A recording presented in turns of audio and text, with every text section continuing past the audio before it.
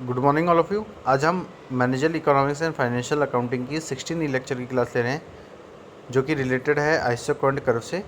Isoquant curve हमने पिछले lecture में भी पढ़ा था और उसी को आगे हम कंटिन्यू कर रहे हैं। तो हमने जब पढ़ा था आइसोक्वांट का मीनिंग क्या होता है। आइसो मीन्स होता है इक्वल, क्वांट का मीन्स होता है क्वांटिटी या प्रोडक्ट मीन्स आउटपुट।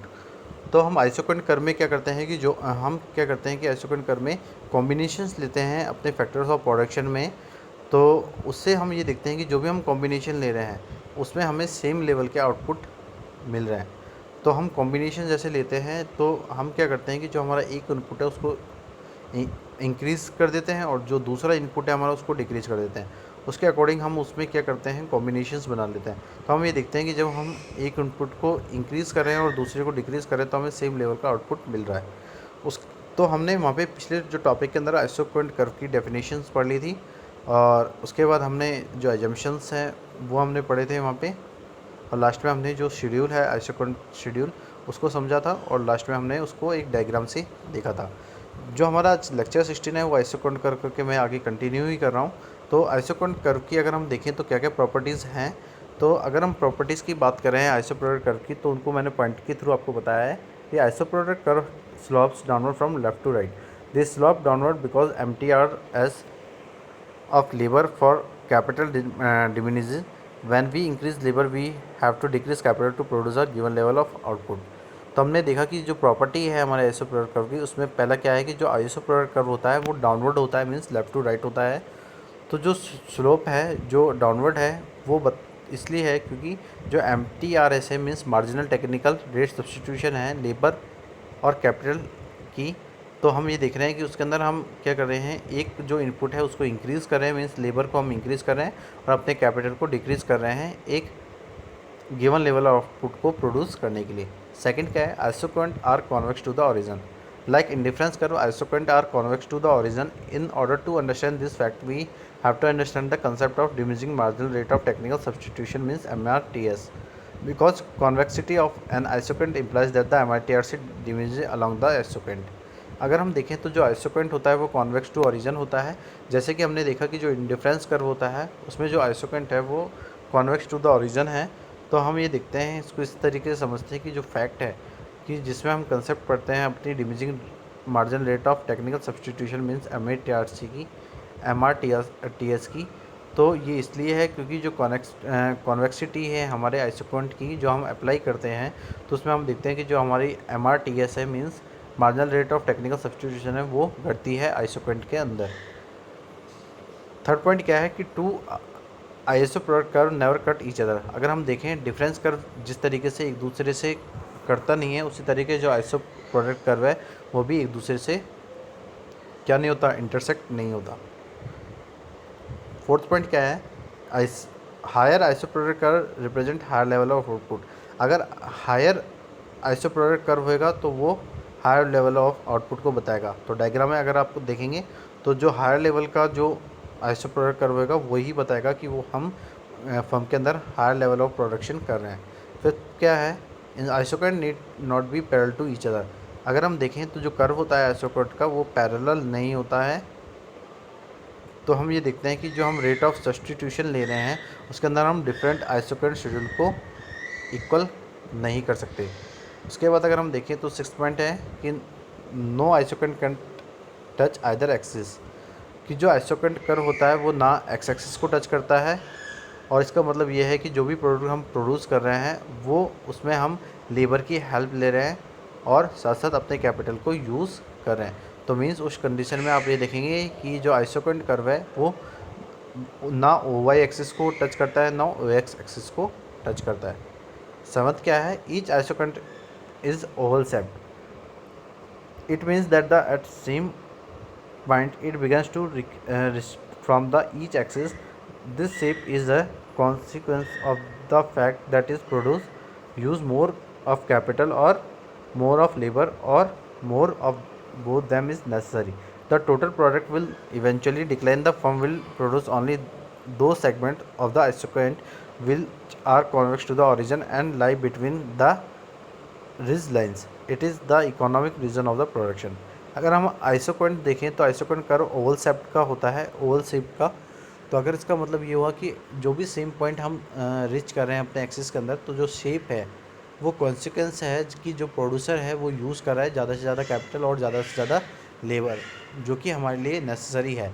तो जो टोटल प्रोडक्ट है वो क्या हो रहा है, धीरे धीरे डिक्लाइन हो रहा है। तो फर्म क्या करती है, प्रोड्यूस उन्हीं सेगमेंट की चीज़ों को करती है जो कि आइसोकोंट कर्व के अंदर कॉन्वेक्स टू द ओरिजिन होते हैं और लाई करते हैं एक रिग्ड लाइन के बीच में। तो हम ये कहते हैं कि ये क्या है, एक इकोनॉमिक रीजन है किसी प्रोडक्शन के अंदर। तो जैसे कि मैंने आपको बताया कि जो अगर आप देखेंगे तो मैंने आपको पिछले एक टॉपिक के अंदर जब हम आइसोकोंट पढ़ रहे थे तो आइसोकोंट के बारे में मैंने आपको एक डायग्राम बताया था, जो कि मैं आपको यहाँ पे दोबारा दिखा रहा हूँ कि जो हम आइसोकोंट दिख रहे थे, आइसोकोंट शेड्यूल आ गया, ये क्या गया, एक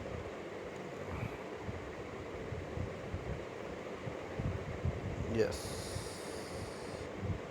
ये। तो आप ये देखेंगे जो आइसोकोंट कर्व है मीन्स IQ1 IQ2 IQ3 ये सारे क्या है, आइसोकोंट है।